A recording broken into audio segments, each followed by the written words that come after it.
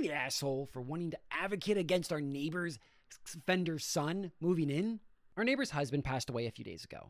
My husband and I went over to offer our condolences because we had been pretty close with them over the years. During the conversations, his wife mentioned that her son would be moving in because soon he's going to be getting out of prison. That was a tough pill to swallow, isn't it? My son in prison's getting out and moving next door. You excited? Depends. What is he in prison for? Probably not. Later that day, we looked him up out of curiosity and found out that he's a registered offender with multiple violations involving minor children. You're already not the a-hole. I would not want that person anywhere near my neighborhood, especially if you had kids, especially if you oh my goodness, that's scary. That's scary to even think about. I mean, they deserve some place to live, I guess, but they did a horrible, terrible thing. There's gonna be a problem in society for it. This immediately made us really uncomfortable. We have a young child. See, there it is. No thank you. Keep him the hell away. We have a young child. There's an elementary school about a mile from our house, and our neighborhood is full of kids who walk home from school, ride bikes outside, and play in yards, etc. I don't think he's even going to be allowed to move in. Guaranteed. I bet you he has to stay within a certain amount of yards from his school. That is messed up. Why would you even be considering moving your son in? Genuinely. If you needed to get him a place somewhere, or you needed to just give him some cash, hey, you kind of effed up your life by being an offender and screwing with people's lives. Good luck. See ya. Because maybe I'm heartless, but if my son decided to do something that horrible to a minor, or to anybody for that matter, I would basically write them off. They are no longer part of my family because that is not the way I raised them, and there's almost no coming back from being that. My husband spoke with her again and asked if she had planned to tell the neighbors about his situation. Her response was that her son was framed and that she shouldn't have had to tell everyone because she lived in the neighborhood first and has lived here for years. That's not how this works. If an offender moves into the neighborhood, you have to tell everybody on your block. You have to knock on them and say, hi, I just moved in. I'm a registered offender. I have to let you know that. It's legally required, 100%. So there's no way this is going to work out. Advocate, but it's not going to happen, right? He's not going to be able to move in. There's too many kids. There's too many variations. And just because this girl doesn't feel like her son did it, doesn't matter. He went to prison for it. That response honestly made us even more uneasy because it just sounds like she's not taking the charges seriously or plans to create any caution around the situation. At the same time, I feel conflicted. She just lost her husband and is probably going through one of the worst times in her life. We were much closer to him than her, but I still feel bad adding stress to her right now. But I also feel like the safety of the kids in the neighborhood, including my own kids, matters a lot more. We don't want him moving next door, but I also realize we can't legally stop it. So, am I the asshole for being upset about this? And at least wanting to tell our neighbors so they can be aware and prepared? No, you are not the a-hole. This person is...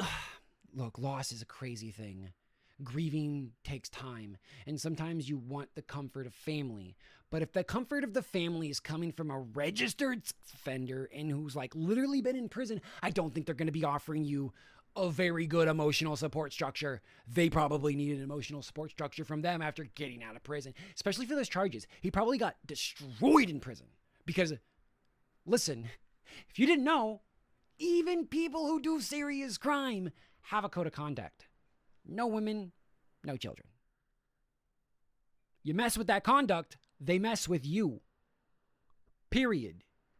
It's a scary thought. I would genuinely have so much stress and so much fear waking up every day wondering, oh geez, is he peeping Tom? Is he watching the neighbors? What is he doing? Why is he outside? Even if he's just casually walking a fucking dog, because we've heard stories now about people that used dog walking to map out sites to commit their crimes, their offender crimes. This neighbor is putting nobody besides herself first. It's not fair. You're not thinking about anybody besides yourself, and I get it because you just lost somebody, because you want comfort. But why would you put so many kids in danger? Why would you do that? Why would you basically break the law by not telling anybody? Grief does crazy things, doesn't it? What do y'all think?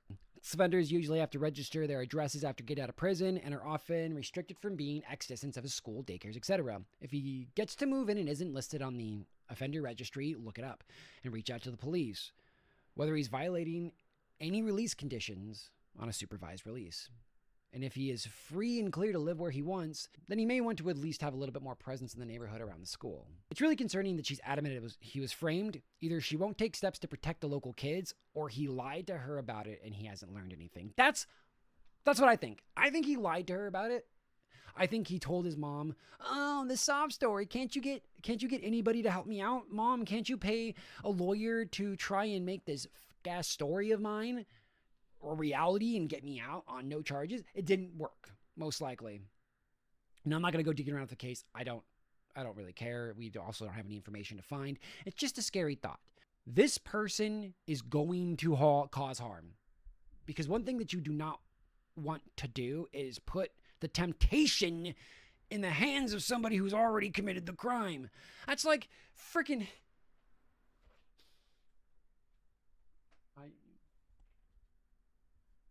It's like somebody getting out of prison for arson, and the first thing that you do is take them to a pyrotechnic show. Like, maybe keep them away from fire. Maybe keep them away from the things that they are so tempted to commit crimes for. Right?